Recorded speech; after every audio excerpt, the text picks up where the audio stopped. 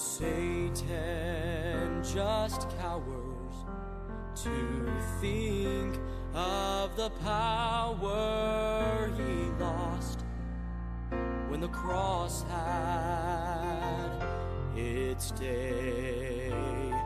And gone are the mornings when fear without warning would win and again have its way. Now when Satan reminds me of things I regret, I bring up Calvary, lest he forget. High on the mountain of sorrow and shame, grace signed my pardon as Christ took the blame. When I'm called to answer for my history, Calvary answers for me.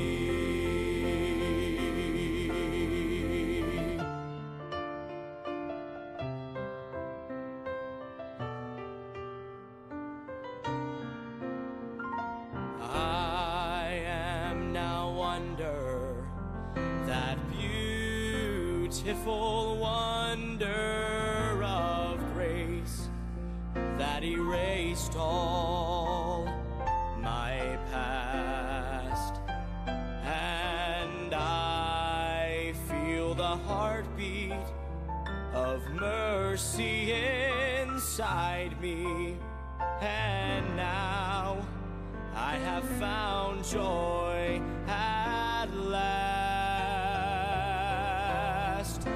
I live in freedom where chains cannot bind, and I won't look back on what I've left behind.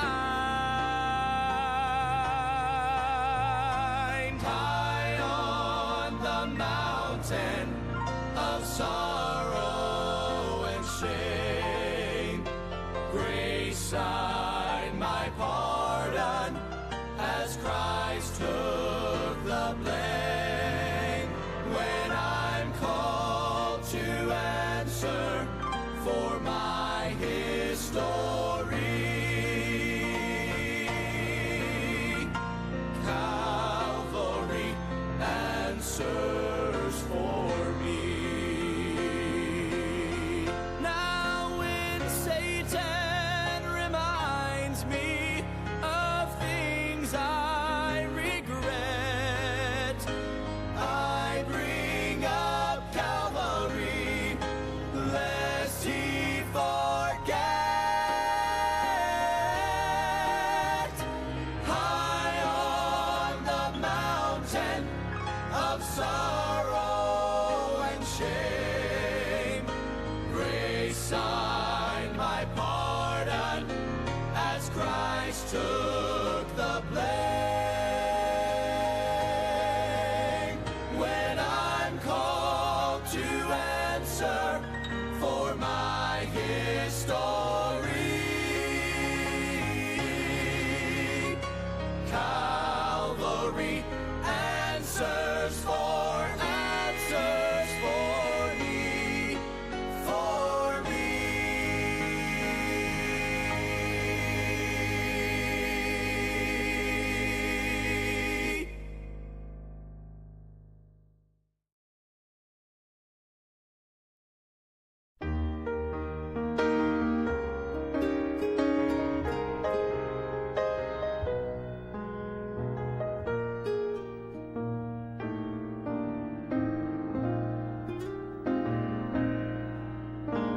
Earth may have its kingdoms, hell may wage its wars, but they can never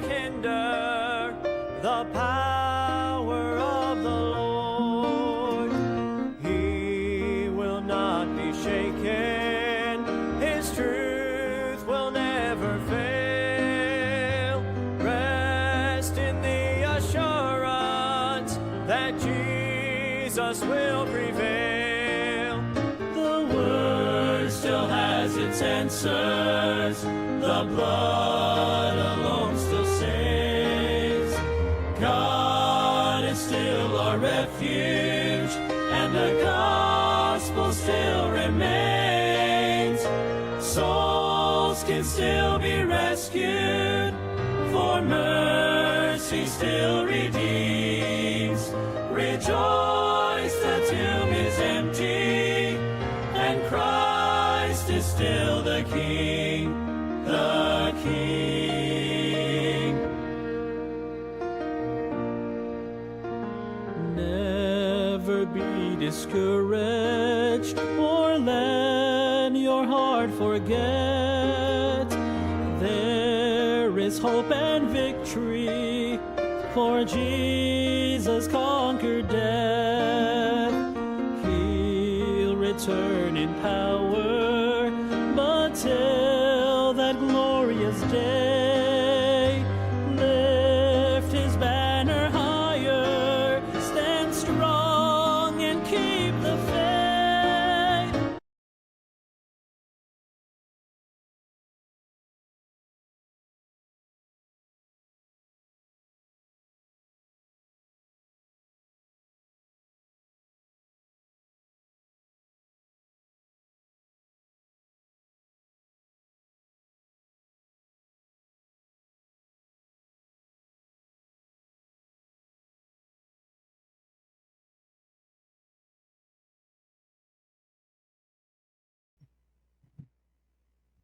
Gumagalaw yung...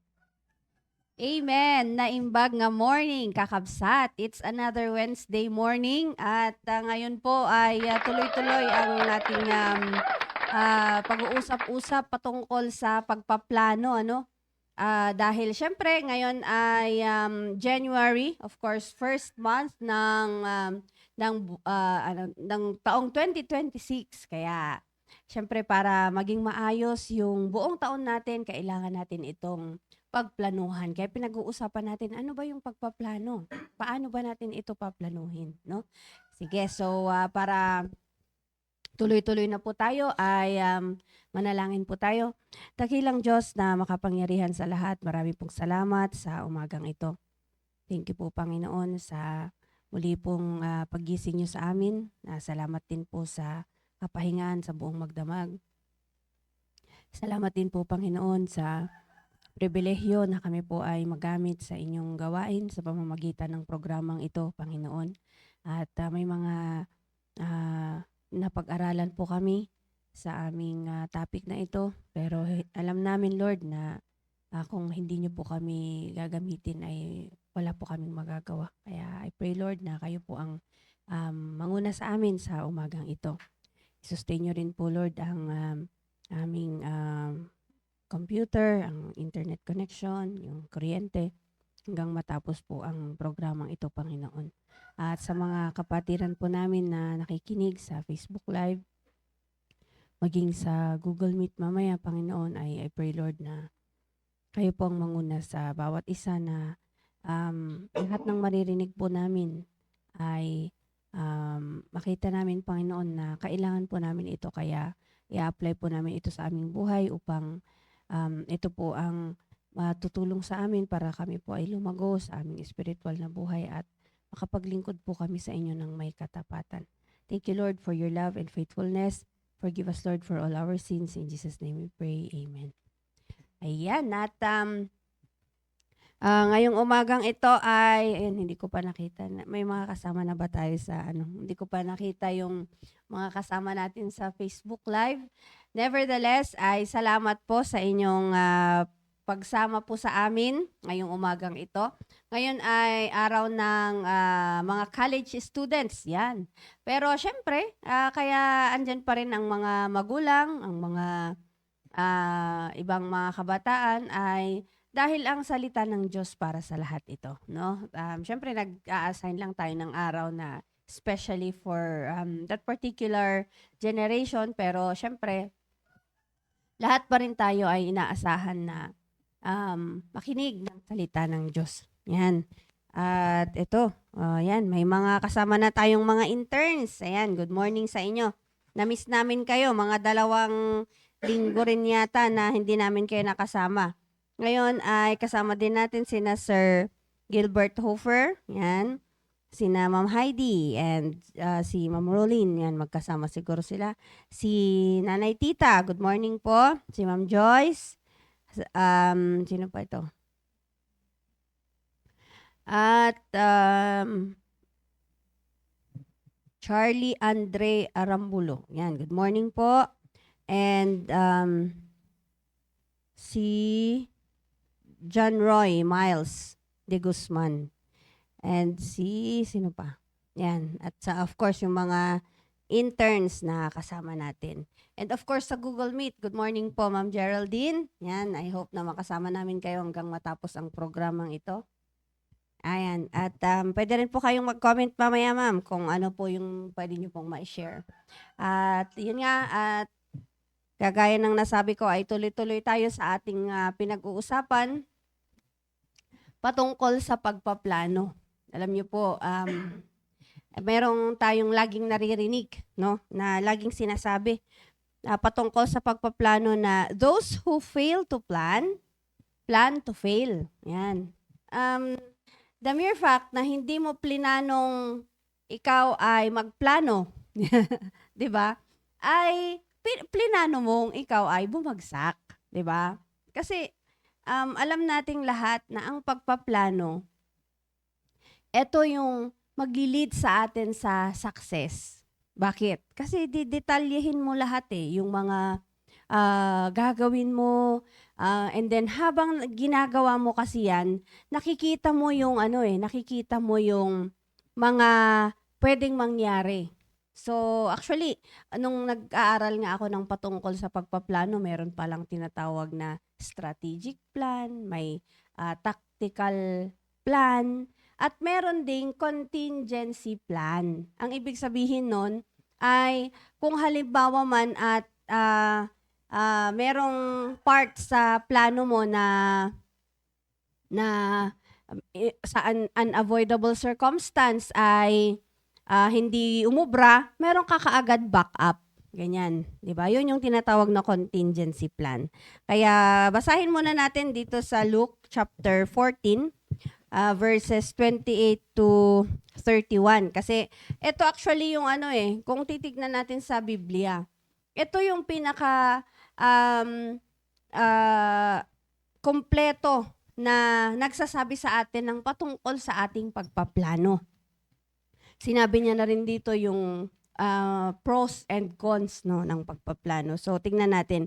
Sabi dito sa verse 28, chapter 14, "For which of you, intending to build a tower, sitteth not down first and counteth the cost, whether he have sufficient to finish it, yan, lest haply, after he hath laid the foundation, and is not able to finish it, all that behold it begin to mock him."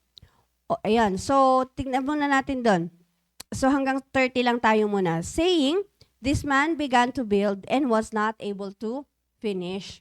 So, makikita natin dito, anong unang-una niyang dito sa unang phrase na sinabi dito, meron siyang intention to build a tower, no? Meron kang intention to build, so anong unang mong gagawin? You have to sit down. Kailangan mong maglaan ng oras, maglaan ng talagang pag-isipan mo lahat yung mga pwedeng mangyari. Because, pag hindi mo nakita yon, sabi niya dito, whether he have sufficient to finish it, ito bang gagawin kong tower? Mga 3 stories ba to? Ano ba yung meron ako ngayon? Kung pang 10 stories yung kaya mo, di yun yung gagawin mo. Kasi habang inuupuan mo yan, makikita mo kung ano yung mga resources mo, di ba? Kaya ba ito?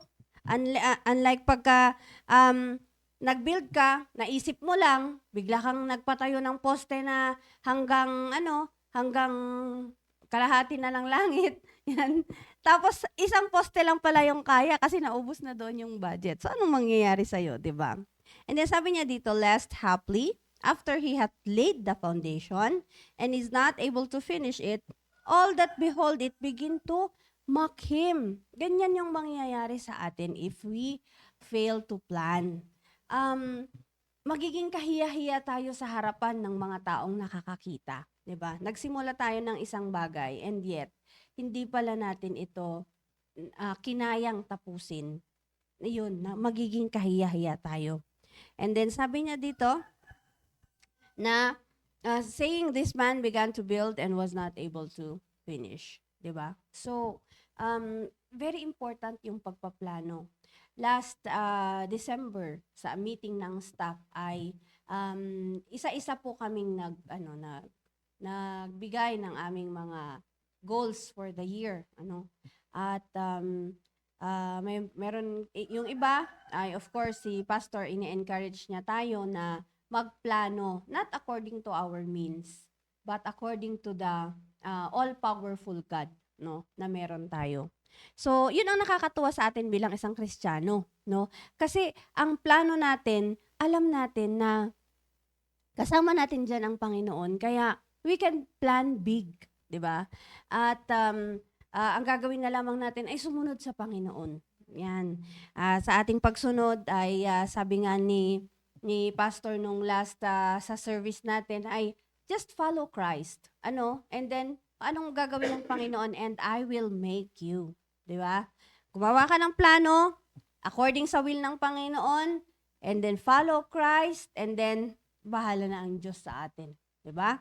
Wag lang tayong lumakad pasalungat sa Panginoon. Then alam natin na lahat 'yan ay mangyayari. Kaya nga ito napakaganda dito sa Luke chapter 14 verses 28 to 31. Ayan. So isa rin dito na sinasabi, yung nagpaplano naman na pumunta sa war. Yan. Siyempre, kung pupunta ka sa war, ay kailangan mo rin itong pagplanuhan. Ilang horses ang meron ako. Ilang baril meron kami. Ilang espada. Ilang blade. Ayan. Ilang tao. Ilang sundalo ba ang meron? Gaano kalakas itong force ko, 'di ba? Kung halimbawa isa kang king. Para pagdating ng labanan, hindi ikaw yung parang biglang pagkaharap mo pa lang doon sa kalaban, bigla mo sasabihin, ay retreat na tayo, hindi natin kaya 'to. Kasi nga hindi mo pinagplanuhan. Yun yung sinasabi nilang sugod ng hindi nag-iisip. Kaya dapat hindi tayo ganun. Hindi tayo dapat sugod ng sugod. So bakit kailangan nating pagplanuhan? Maliban dito, Hana, magiging kahiya-hiya tayo, magiging failure tayo in the end, or hindi natin matatapos yung ating ginawa. Kung babasahin po natin dito sa Romans chapter 14, meron pong napakagandang prinsipyo ang Biblia dito, Sabi niya dito simulan ko na lang po dito sa verse 7 hanggang 12. Mahaba naman yung oras natin kaya makakapag-Bible reading tayo ngayon. Yan. So sabi dito, sa verse 7, sa chapter 14, For none of us liveth to himself, and no man dieth to himself. Yan. For whether we live unto the Lord, and whether we die unto the Lord. Whether we live therefore or die, we are of the Lord's. For to this end Christ both died and rose and revived, that he might be Lord both of the dead and living. But why dost thou judge thy brother? Or why dost thou set at naught thy brother? For we shall all stand before the judgment seat of Christ. Yan. So, ano yung sinasabi dito na prinsipyo? Ano man yung gawin mo, magplano ka man, hindi ka man magplano, isang araw, haharap ka sa judgment seat ng Panginoon. 'Di ba? And sa ating buhay, hindi tayo nabubuhay na tayo lang. Hindi natin pwedeng sabihin na, basta ako, ganito ako, okay lang, hindi na lang ako magpaplano. Kilala ko naman sarili ko 'Di ba? Minsan may mga ganyan hindi na lang ako magpaplano kasi alam ko naman na yung tatahakin ko. 'Di ba? Pero hindi ba napakaganda na alam din lang naman natin na isang araw darating yung time na haharap tayo sa judgment seat ng Panginoon. At ang sabi dito, hindi rin naman tayo nabubuhay ng tayo lang. Nabubuhay tayo as a social being. Alam natin yan na sa ating buhay ay meron at meron tayong makakaharap na tao, no? At sabi nga ni Pastor, i-cleaner niya pala ito sa atin, na sabi niya, wag natin sabihin, basta naglilingkod ako sa Diyos. No? Actually, ang ministry, service to the believers, no? Yun ang tawag doon, service to the believers, para sa paglilingkod natin sa Panginoon. Nagsiserve ka sa tao, pero yung sinaservan mo na yon, hindi yun ang magbibigay sa'yo ng reward, kundi yung Diyos. No? Kaya nga, naglilingkod tayo, kaya ang ibig sabihin noon, maglingkod ka lang sa tao, maglilingkod ka sa tao, pero ang boss mo ay ang Panginoon. Ganon. So, walang ibang taong involved. Kasi nga, lahat ng ginagawa natin dito ay darating ang time na yung ginawa natin sa kapwa natin, yun din naman yung titignan ng Panginoon. 'Di ba? So, kaya nga sabi niya dito na walang kahit isinong tao na siya lang, nabubuhay lang na siya.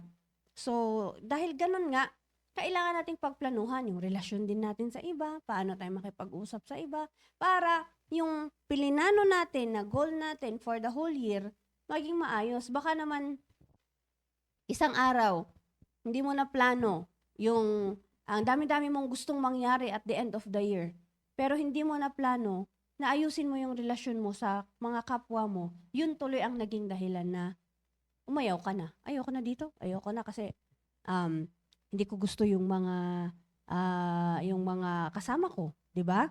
So akala mo, okay na. You are already looking forward to a good success doon sa pinakadulo kasi akala mo okay na lahat. Pero nakalimutan mo yung pakikitungo mo sa ibang tao. 'Di ba? Kaya nga napakaganda nun. Ako mismo talagang sabi ko, napakaraming pagkakataon na parang akala mo alright ka naman sa Panginoon, pero bakit parang hindi ka naging alright sa kapwa mo? There is something wrong with me, 'di ba? So, yun ang lagi kong sinasabi sa sarili ko, kailangan kong tingnan kung ano yung mga kailangan kong baguhin din sa aking pakikitungo sa iba. Kasi gusto kong maging maayos lahat yung pag-accomplish ng plano. And syempre kasama lahat yung mga kapatiran natin, kasama yung pastor natin, 'di ba? Lahat 'yan involved 'yan sa ating pagpaplano. And then yun nga sabi niya dito, so then every one of us shall give account of himself to God, 'di ba? So lahat kasi tayo ay haharap sa Panginoon. We will all give account sa ating sarili sa Panginoon. So, kung haharap ka rin lang naman sa Panginoon, alam mo din lang naman na pupunta ka doon sa ganong kalagayan, pagplanuhan mo na. 'Di ba? Para kasi hindi natin pwedeng sabihin na, ay nagulat ako Panginoon hindi ko alam na ganito pala yung mangyayari Panginoon. 'Di ba? Kaya nga alam niyo po, hindi ko alam kung ilang beses ko nang nasabi ito, napakapalad po natin. Specifically dito sa The Baptist Church, no? Mula sa ating pastor sa CSI, si Pastor Hill, sa ating pastor dito sa PMA, si Pastor RJ, na paulit-ulit nilang pinapaalam sa atin kung ano yung gusto ng Diyos na mangyari sa atin. Kaya nga meron tayo ngayong pagpaplano di ba? Kaya pinag-uusapan natin ito ngayon, yung pagpaplano. Kasi gusto ng Panginoon na hindi tayo failure sa bandang dulo, no? Hindi tayo katawa-tawa. At higit sa lahat, hindi tayo kahiya-hiya sa harapan ng Diyos. Kasi yun nga ang ultimate na mangyayari sa atin Ultimately ay haharap tayo sa Panginoon. Hindi lang tayo basta yun nga magbibuild lang ng tower di ba? Kailangan niya pang magplano. Tayo pa kaya? Buhay ang binibuild natin dito. Ako bilang isang nanay ay meron akong 2 anak. So, kailangan yan, pagplanuhan rin yan. Kailangan kong pagplanuhan kung paano ko sila ilalapit lagi sa Panginoon, no? And then bilang isang full-time staff, meron kaming mga gawain dito. Pumupunta rin kami sa aming mga area. May mga tao rin doon na dinidisciple. So, buhay ang pinag-uusapan natin dito. Kaya the more na dapat natin pagplanuhan, 'di ba? Dito sa 1 John, ang ganda ng verse na ito. Sa 1 John chapter 2 verse 28, ang sabi niya dito,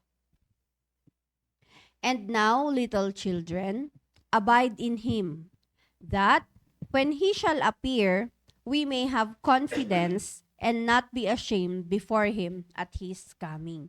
Yun ang napakaganda pag nagpaplano tayo, 'di ba? Dahil meron tayong confidence na pag humarap tayo sa Panginoon ay sabi niya dito, and not be ashamed before him at his coming. Bakit?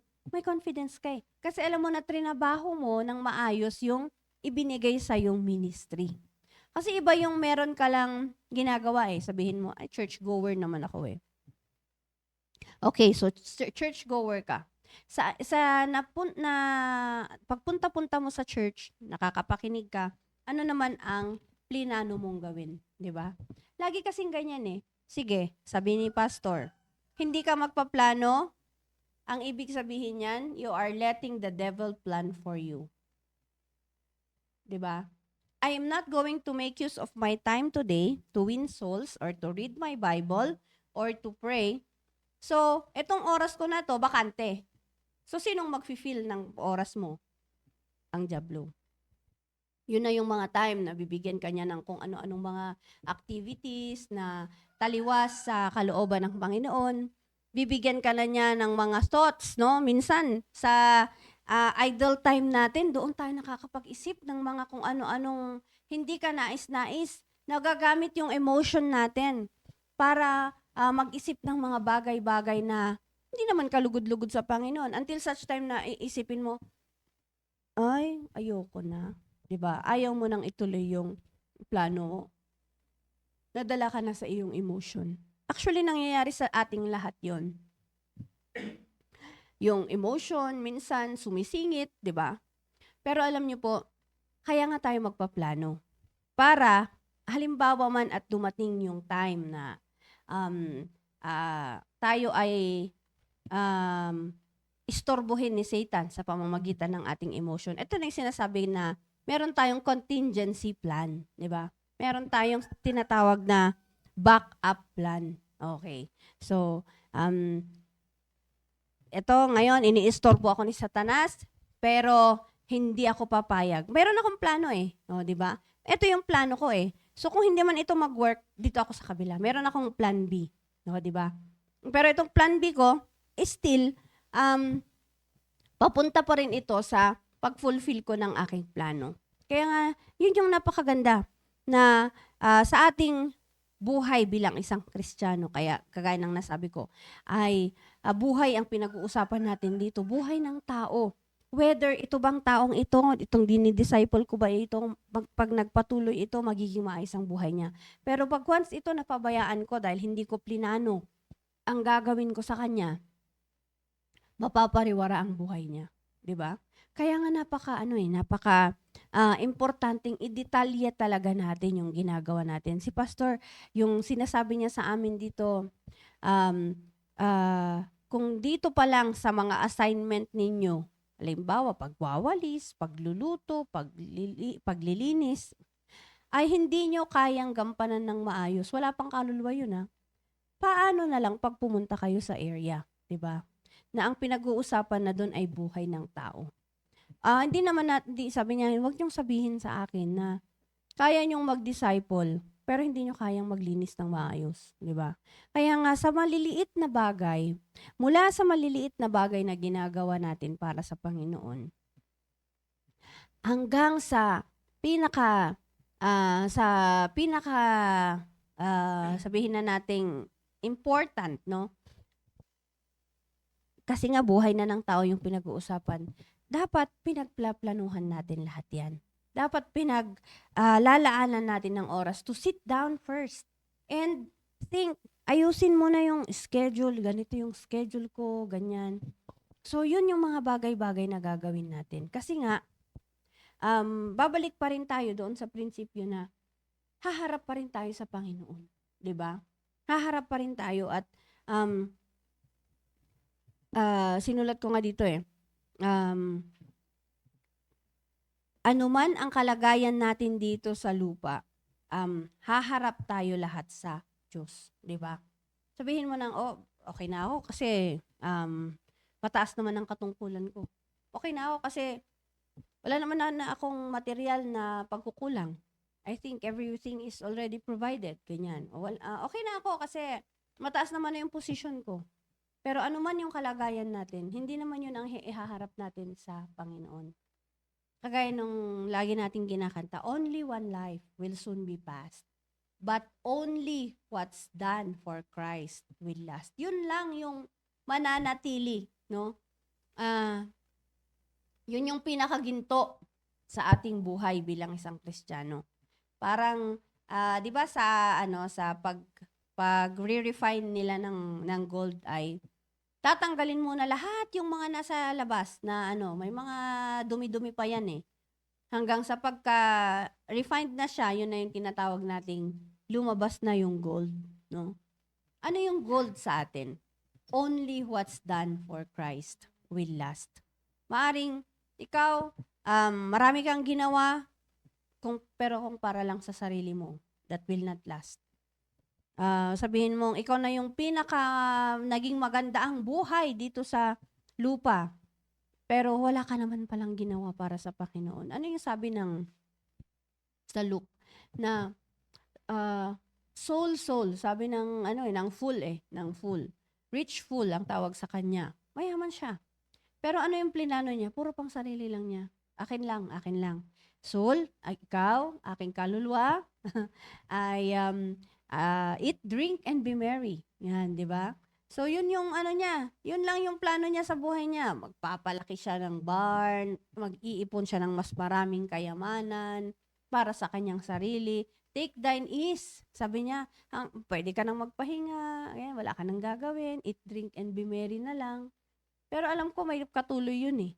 For tomorrow you will die. Ayan, di ba? Kasi lahat tayo talaga lahat tayo darating sa ating ending, di ba? Lahat tayo darating sa ating tinatawag nating final breath. Pero pag humarap ka ba sa Diyos? Pag humarap ba ako sa Diyos? Ano yung makikita sa akin ng Panginoon? Naging kalugod-lugod ba ako? Or I always planned to fail because I failed to plan. Diba? Si Nehemiah nga Yung titignan natin yung kwento ni Nehemiah. Si Nehemiah, he is a cupbearer. He is an Israelite. Pero dumating yung point sa buhay nila na sila ay naging captive. Naging captive sila and then yung kanilang walls sa Jerusalem ay na-burn down or siguro pinagsisira or lahat nga ganun nga yung nangyari. So sila rin ay naikalat din sa iba't ibang mga lugar. Pero dumating yung time na nakausap ni Nehemiah kasi si Nehemiah ay na siya nagkaroon siya ng isang trabaho, yun nga yung pagiging cupbearer niya doon sa king, And si Artaxerxes, yun yung kanyang king. So, dahil doon, kung tutuusin, maayos yung kanyang kalagayan kasi nandun na siya sa King's Palace 'di ba? Nagtatrabaho na siya doon. Pero nung nakausap niya yung kanyang mga kababayan at sinabi sa kanya kung ano yung kalagayan ng Jerusalem, nagkaroon siya ng burden. So yung burden na yon ay pinag-pray niya sa Panginoon at ganun nga na lumapit siya sa hari. After niyang manalangin dahil meron na siyang confidence, ay ipinanalangin niya yung kanyang mga kababayan at lumapit siya sa hari at dahil sa kanyang sa kanya ng Panginoon, dahil sa nakita ng Panginoon yung kanilang pangangailangan, ay siya na rin yung gumamit doon sa hari, And naniniwala ako na si Nehemiah, noong narinig niya yung kalagayan sa Jerusalem ay nung nagplano siya na mag-rebuild ng wall, um, ginawa niyang detalyado yung kanyang plano. At ipinanalangin niya ito. Pinanalangin niya yung kanyang plano. Kaya nga, inayos lahat ng Panginoon eh. Nung nakipag-usap siya sa king, ay imbis na siya ay parusahan dahil nagpapakita siya ng masamang muka. Siyempre, malungkot yung kanyang yung itsura. And supposed to be, hindi ka pwedeng humarap sa king na malungkot ang itsura mo. Dahil pwede kang patayin right there and then. Pero humarap siya sa king and then sinabi niya kung ano yung kalagayan ng kanyang mga kapatiran. Kaya ang sabi ng king, o sige, i-provide lahat ng pangangailangan ni Nehemiah, lahat ng mga pang-build doon sa wall, i-provide nyo yan. And then papayagan kita na pumunta doon sa inyo at tignan kung ano yung mga kailangan and then you lead them to rebuild your wall. Di ba?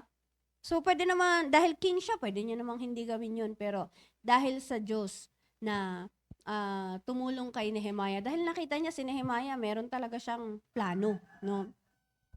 At yung plano niya na yun ay for the people of God. Kaya ang Diyos ay hindi rin siya pinahya doon sa bagay na yun. And then, kung tutuloy-tuloyin natin, napakaganda ng ginawa ni Nehemiah. Nag-scout muna siya doon sa lugar, pinuntahan niya yung mga lugar, anong mga nangyari sa ganyan, inikutan niya yung buong Jerusalem. At unang-una, hindi niya muna yun sinasabi, pero nung nabuo niya na yung plano, yun, sinabi niya na yan sa mga kababayan niya. And ang ganda ng response nila, na sabi nga nila na we will build the wall. At kasama sila doon. Dahil nakita rin ng mga tao na may plano si Nehemiah.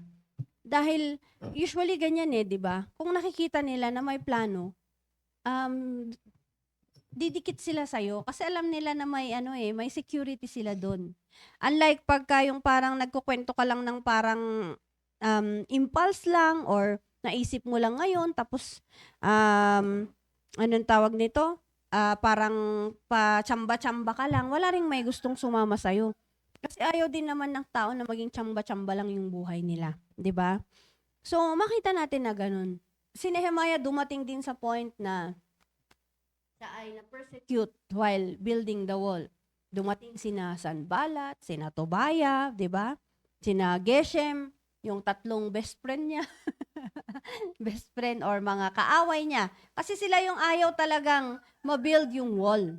They were, yung talagang sinasabi nila na pinagtatawanan nila si Nehemiah. Pero dahil si Nehemiah, confident siya dahil meron siyang plano. At yung plano niya na yon kasama niya ang Panginoon. Kaya while he is executing, hindi siya nagpadisturbo. Dumating yung time na tinatawag pa siya, magkape-kape muna tayo, di ba?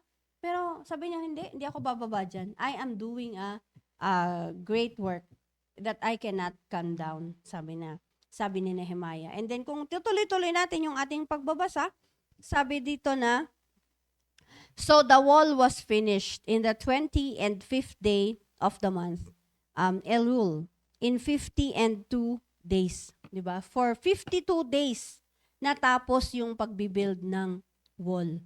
At dahil ito sa napakagandang pagpaplano na ginawa ni Nehemiah.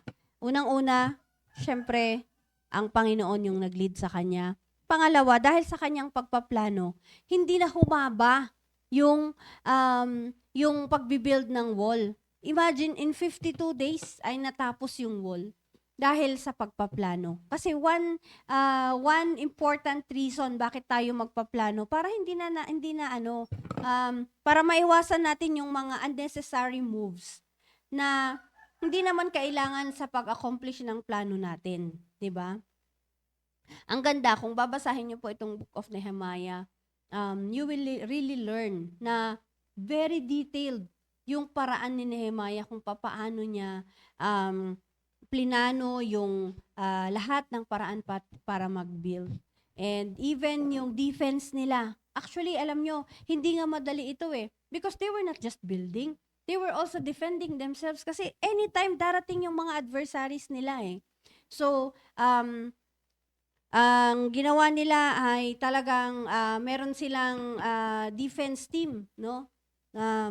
Yung mga nakaharang dyan habang yung iba naman dito ay nagtatrabaho. Kaya nga, lahat ng anggulo, dahil sa pagpaplano, nakita lahat ni Nehemiah yun. Which is, ganun yung gusto ng Panginoon na makita natin. Ano yung mga anggulo na maaring maging part na, ay, dito tayo madidisturbo. O sige, pagplanuhan natin, anong gagawin natin dito? O, di ba? Kasi kung wala nga yung mga ganun, hindi tayo nagplano. Wala.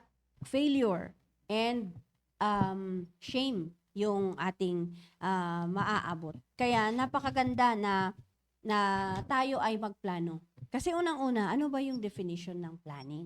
Di ba? Parang matatapos na yung pagsasalita ko. Pero after nating nakita lahat yon, no, yung napag-usapan natin, ano ba yung definition ng planning? Planning is the process of thinking regarding the activities required to achieve a desired goal, 'di ba? Pag nagplano ka, ano ba yung mga activities na kailangan kong gawin dito? Kagaya sa amin, syempre, full-time kami. Kailangan namin mag-soul winning, kailangan naming magdala ng mga bisita, mag-disciple, 'di ba? Pero hindi lang 'yun ang trabaho namin. Dito sa church, meron din kaming gagawin. Pagising sa umaga, merong devotion. Paano namin iaayos lahat yun? Meron din kaming kailangang gawin sa aming sarili. Kailangan din namin magluto para makakain, di ba? Maghugas ng mga plato. Kailangan din namin maglaba, di ba? So, paano mo yun isasalansan lahat? Meron ka ring hinihigaan na barracks na kailangan mo ring linisin, di ba? Yun. So, mga ganong mga bagay. Paano mo ngayon iaayos? Di ba? Hindi pwedeng, hindi na lang ako mag-soul-winning kasi marami akong labahan. Hindi pwede sa amin yun. Di ba? Or, hindi na lang ako kakain kasi, kulang yung tulog ko, itutulog ko na lang muna. Hindi pwede yun sa amin. Kung ano yung gagawin mo sa oras na yun, dapat gagawin mo. So, you really have to plan. Di ba? Kung kailangan mong may mga advanced ka na gagawin habang tulog yung ibang mga kasama mo ay ginagawa mo na sa sarili mo, kailangan mong gawin yun. Sabi nga ni Pastor, lahat kayo, kailangan yung matutong magpiano. So ano yung gagawin? Every time na meron kang chance na pumunta doon sa harap ng piano, gawin mo. Kung kailangan 3:00 ng madaling araw, gumising ka para mag-practice, pwedeng gawin, di ba? Ako nga talagang yun yung yun yung pinaplano ko talaga.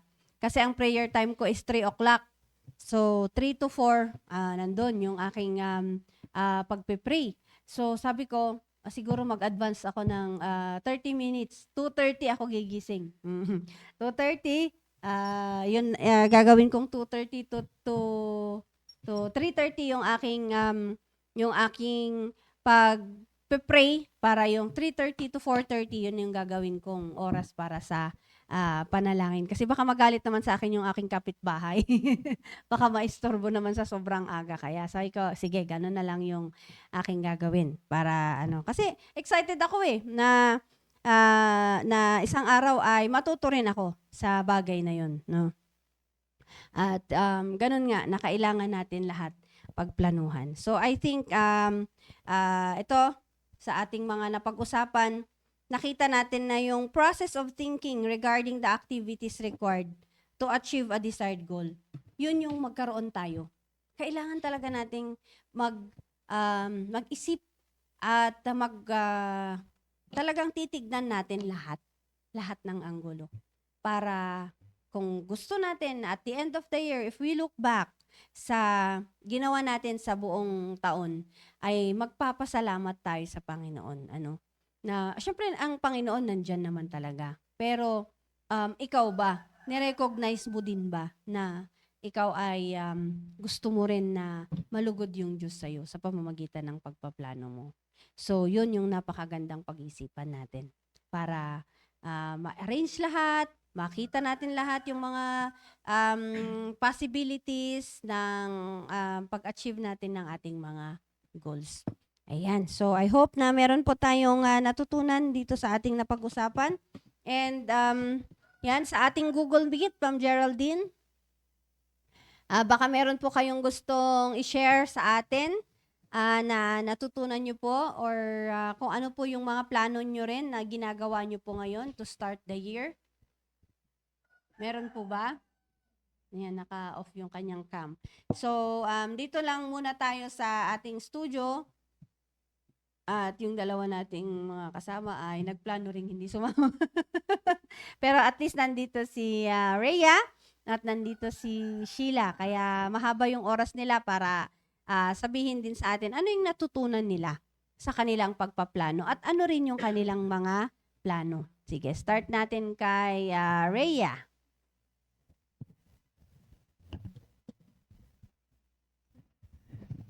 Sige po.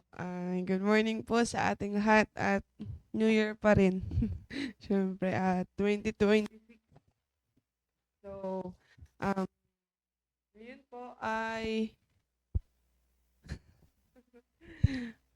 so narinig naman po natin yung mga sinabi po ni Ma'am Cherry, yung mga salita po ng Diyos na narinig natin ay napakaganda po noon, no? Na kung magsimula po tayo sa umpisa ay talagang hanggang sa pagpaplano. Napakalaga po ng pagpaplano. Kung pag-iisipang maigi yung plano mo bago mo gawin or bago mo isulat, ano yung plano mo is pag-isipan mo muna kung magiging maganda ba yung resulta nito or ano ba yung magiging resulta. So, sabi nga po kanina ni Ma'am Cherry na we can plan big, sabi niya, just to follow Christ. Kailangan lang natin sumunod sa Panginoon. Tama po yun. Sinabi rin po yun nung pastor, nung devotion po namin. At kapag hindi po natin mapagplanuhan or magiging kahiya-hiya po tayo, lalo na po sa harapan ng Diyos kapag nagplano po tayo na para sa Kanya. At gayon din po, sabi ni Ma'am Cherry kanina, hindi tayo maging kahiya-hiya sa harapan ng Diyos dahil alam natin na trinabaho natin yun. At ano man yung kalagayan natin or yung mga position natin, wag nating ipangmayabang. Kaya,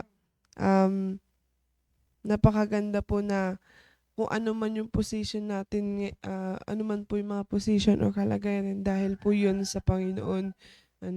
Kaya nga po lagi kong sinasabi sa mga kapatid ko or pinaparemind ko na hindi porket may trabaho na kayo ay kakalimutan nyo na ang Diyos. Dahil sa Diyos, nagkatrabaho kayo. Yun po yung sinasabi ko. Paano na pag wala ang Diyos, wala kayong trabaho? Sabi ko po. Kaya, sabi ko, may plano din ako sa inyo. Sabi ko po, na yung dalawa kong kapatid, ayan. Kaya, nagpapasalamat ako kasi yung wisdom na binigay sa pastor namin ay grabe, napakalakas ng impact sa akin dahil hindi ko akalain na hanggang sa mga kapatid ko ay pwede ko tong ibahagi na sabi ko, karoon kayo ng plano hindi lang sa trabaho, kundi sa Diyos din. Kasi yun nga po, ang lahat ng dahilan ay dahil sa Diyos. At meron lang po akong dadagdag dito na kapag ikaw ay nagpaplano na andyan ang Diyos sa plano mo, then pinanalangin mo yun, hindi imposible na makakamit mo yung pinaplano mo. Na-experience ko po yan this last year lang. So, nagplano po ako na, yun nga po, nasabihan yung mga pamilya ko na punta kayo dito, pero hindi kayo magbabakasyon ha, sabi ko. Hindi kayo magbabakasyon, kundi gusto lang po namin na makapunta kayo dito dahil alam ko na may plano yung Diyos sa atin, sabi ko. Then, pinagpray ko yun sa Panginoon na gusto ko pong makasama yung family ko this New Year, na sama-sama kami na magpanalanginan. Pinagpray ko po yun sa Panginoon, plinano ko po yun. Then, ayun, sinagot niya po at hindi naman po lahat ng family ko but nagpapasalamat po ako dahil andun po sila. Then sinabi ko din po doon sa plano ko na makasama sila sa area para makita naman nila yung ginagawa namin o yung buhay namin. Then nakasama po namin sila sa area. Then nakita ni ate kung paano po kami mag-soul winning. Ayan, ano nga siya kasi, pinipicturean niya kami. Ayan, sabi ko, nakakatuwa, na gano'n. Tapos, meron po kaming naging expected na 4 na bisita. At nakapunta po yun ng Wednesday. Kaya, grabing pasasalamat ko po sa Panginoon nung araw na yun dahil hindi lang sinagot ng Diyos yung panalangin ko, kundi andun yung blessing kapag inisip mo yun na paano na yung pamilya mo, hindi mo inisip yung sarili mo lang na ikaw lang yung mag-grow, kundi inisip mo rin yung family mo na paano na pag humarap sa Panginoon. Ano kaya maiiharap natin sa Panginoon, sabi ko. Kaya, ayan, nagpapasalamat po talaga ako na ganun po yung, ganito po yung nangyari sa aking buhay. At, thankful din po ako kasi andyan nga po si Pastor na palagi nag-i-encourage sa amin na hanggang ngayon talagang sinasabi niya, matagal ko nang sinasabi sa inyo na mag-piano kayo. Ayan. So, grabe, very challenging po. Pero, kung kasama mo nga po ang Diyos sa plano mo lahat, or kasama mo ang Diyos sa pagpapiano, ayan, hindi ka mahihirapan. Talagang andyan yung andyan man yung tawag dito, mga hadlang, pero nakikita ko na hindi pababayaan ng Diyos yung mga plano na ginawa ko para sa Kanya. Kaya, yun lang po. To God be the glory.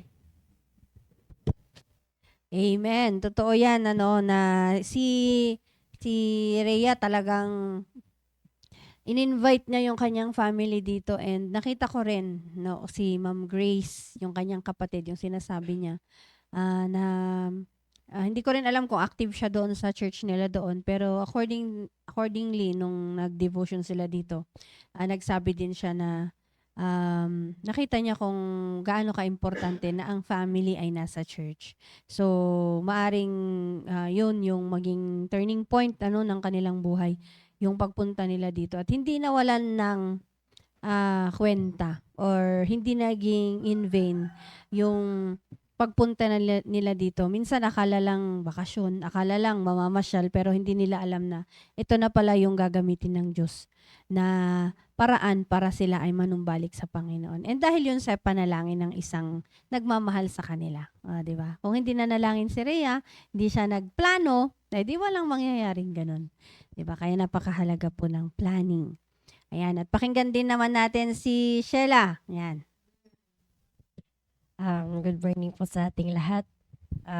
Sa akin naman po is, sa pagpaplano po is, sabi nga po ni Ma'am Cherry kanina na dapat is maglaan tayo at pag-isipan natin kung ano yung mga gagawin natin. Kaya nga po, mahalaga po talaga na parati itong sinasabi sa atin ni Pastor na parati din ni-remind sa atin na araw-araw na dapat may plano tayo.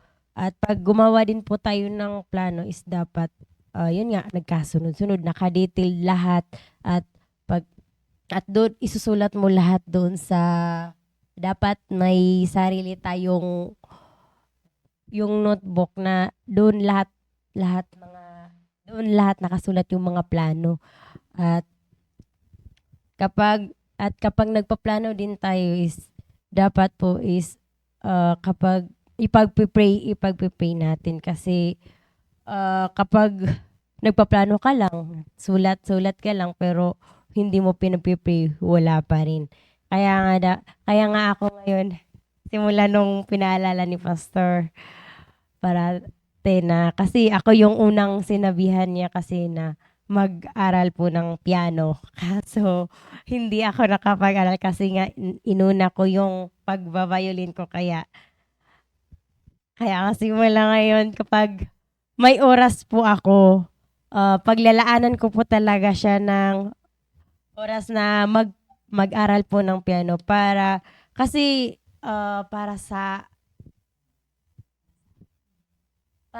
akin din naman 'to kasi nakakatulong po ito, lalo na sa ministry po namin, lalo na sa pagdi-disciple, nakakatulong ito sa amin kasi, kapag natuto na po kaming lalo na sa pagbabayolin, sa pagpapiano, puwede namin ma-encourage yung mga disciple namin na mag-aral, puwede namin silang maturuan. Kaya kaya talaga na mas kapag gumagawa tayo ng plano is dapat may action talaga, hindi yung sulat lang ng sulat. Kaya mahalaga din talaga na ipapanalangin po natin yung mga plano natin. Kaya yun lamang po, to God be the glory. Amen. At nakakatuwa si Sheila, no? Ngayon ay nagpa-violin na siya. Ngayon, next naman yung piano. Yan, si Ma'am Geraldine. Good morning, ma'am. At baka meron po kayong gustong i-share din patungkol sa natutunan nyo ngayong umaga. At gano'n na rin yung ginagawa nyo po sa pagpaplano nyo po ngayong January. Hello, good morning. Yes, good morning po. Pero kanina naka-off cam ako kasi nag-restroom lang po ako. Okay lang, ma'am. Yung maka-relate po ako sa those who fail to plan to fail po kasi pag dyan yung pag wala kang plano sa kahit sa loob ng isip mo, tawag nito, bulyaso po lahat. Kaya, Bulilyaso.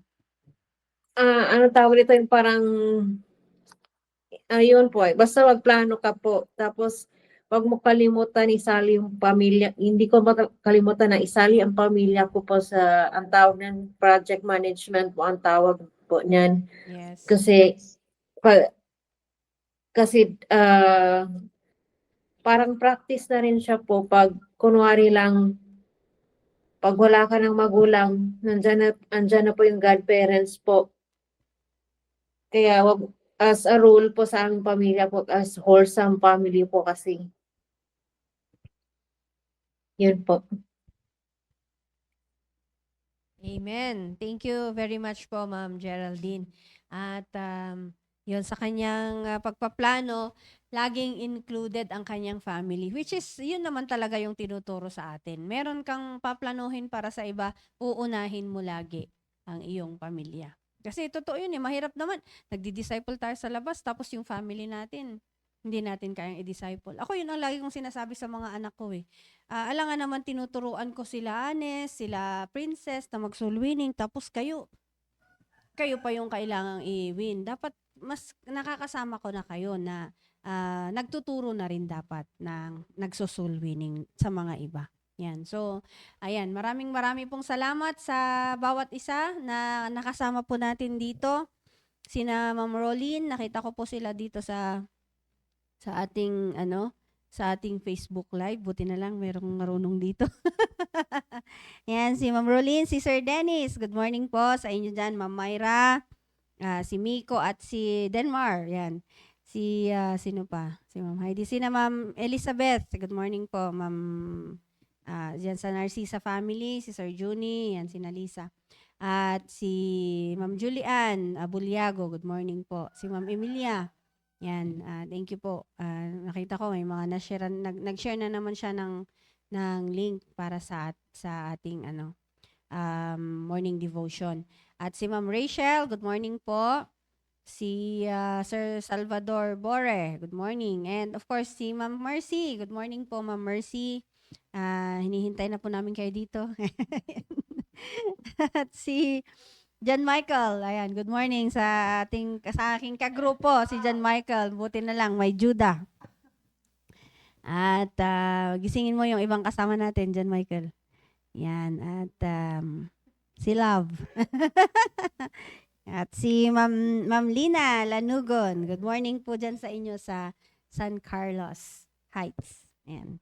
At yan, of course, ang mga interns na kasama natin, sa mga interns na kasama natin ay we are hoping na sa every time na kayo ay nakakasama namin, kayo ay totoong nakikinig at sana kayo din ay natututo.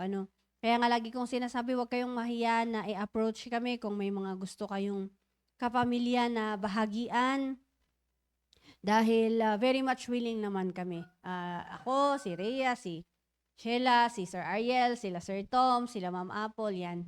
Ay sabihin nyo lang sa amin, pupuntahan namin kayo sa inyong tahanan. Di ba? Yan. At for this day, yun lamang. At I hope na naging blessing po kami sa inyong lahat. Salamat din po na nakasama po namin kayo.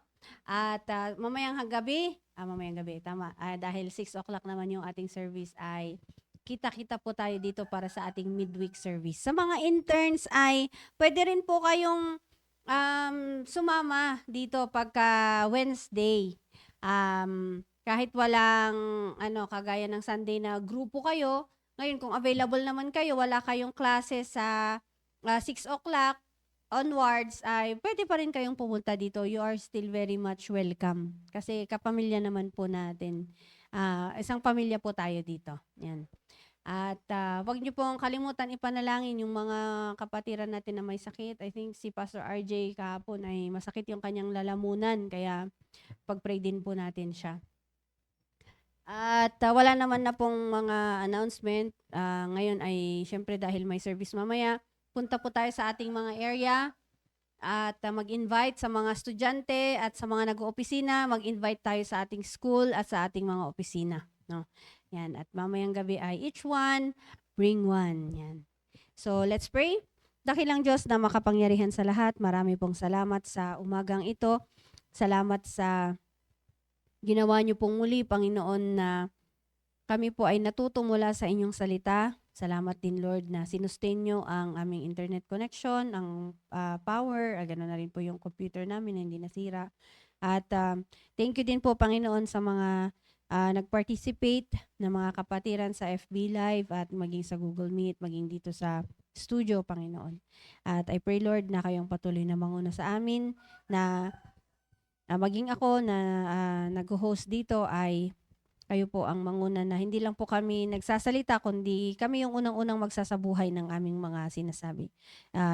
We are also praying for Sir Ariel na kayong patuloy na manguna po sa kanya. At hindi man po namin siya nakasama ngayon, pero hinihiling ko po na nawa nasa maayos po siyang kalagayan ngayong mga oras na ito, Panginoon. At sa susunod na Wednesday ay makasama na po ulit namin sila ni Ma'am Apple. Thank you, Lord, for your love and faithfulness. We ask forgiveness for all our sins. And ito po ang aming samot dalangin sa pangalan ng Panginoong Hesukristo na aming tagapagligtas. Amen. Ayun po, maraming salamat sa inyong lahat. God bless. Kita-kita tayo mamayang gabi. Bye, Ma'am Geraldine. Thank you po. Hi din kay Ma'am Rachel.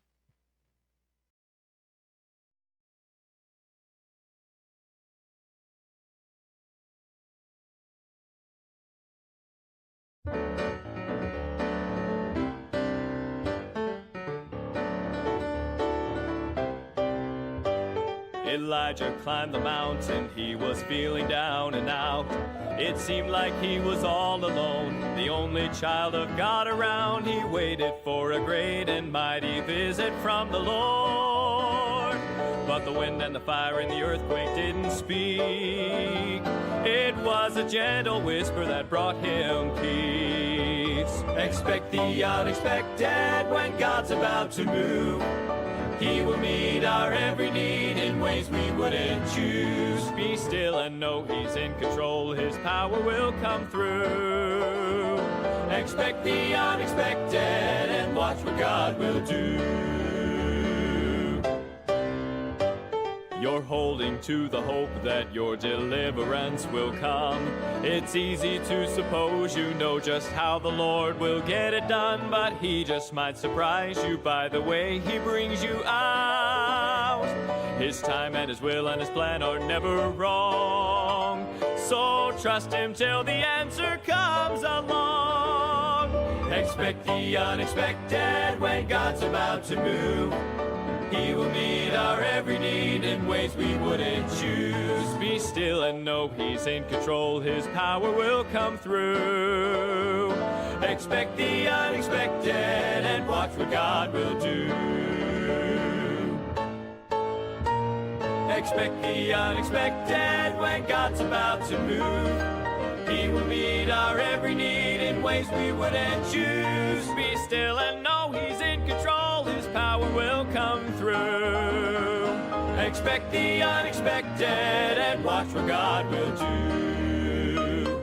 Be still and know He's in control. His power will come through. Expect the unexpected and watch what God will